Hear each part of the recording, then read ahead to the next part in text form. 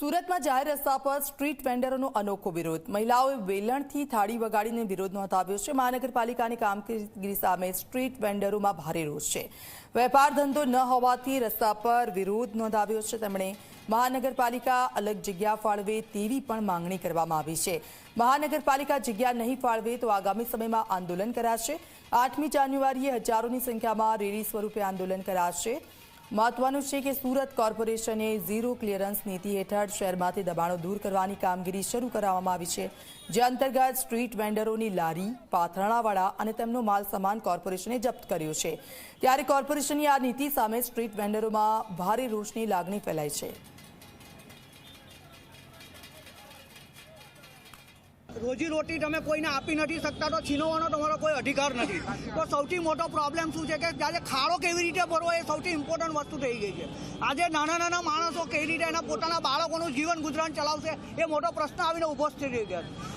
બાળકોની ફીસ કેવી રીતે ભરવી, અરે મેડિકલના પ્રશ્નો હોય તો મેડિકલના પ્રશ્નો કેવી રીતે સોલ્વ કરવા, ઘરના ભાડા કેવી રીતે ભરવા, આજે ભાડું કમાઈને આજે લોન લીધી હોય તો એ લોન કઈ રીતે ભરવી એ સૌથી મોટો પેચીદો પ્રશ્ન બની રહ્યો છે. તો આ બાબતે એકદમ કડક પ્રમાણે તમારો નિર્ણય લેવો અને જલ્દીથી નિર્ણય લઈ અને અમને અમારી રીતે એક જીવન જીવવાનો એક કંઈ મોકો આપો તો સૌથી વધારે બહેતર રહેશે.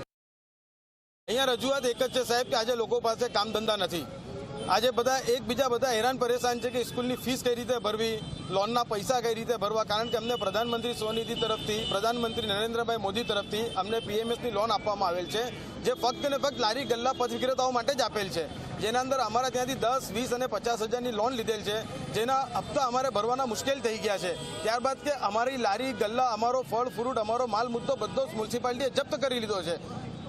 એના માટે થઈને અમે અહીંયા ભેગા થયા છે કે અમને અમારો માલ મુદ્દો, અમારી લારી તેમજ અમારી જગ્યા અમને અમારી જગ્યા પર પાછી આપવામાં આવે. હવે અમારી લડત એવી રહેશે કે તારીખ 8/1/2024ના દિવસે અમે ચોક બજારથી લઈને મુગલીસરા સુધી એક મહાઅધિકાર રેલી, જેના અંદર સુરત શહેરના દરેકે દરેક લારી ગલ્લાવાળા ભેગા થઈને પોતાની રજૂઆતો મ્યુનિસિપાલિટી કમિશનર સામે રજૂઆત કરશે.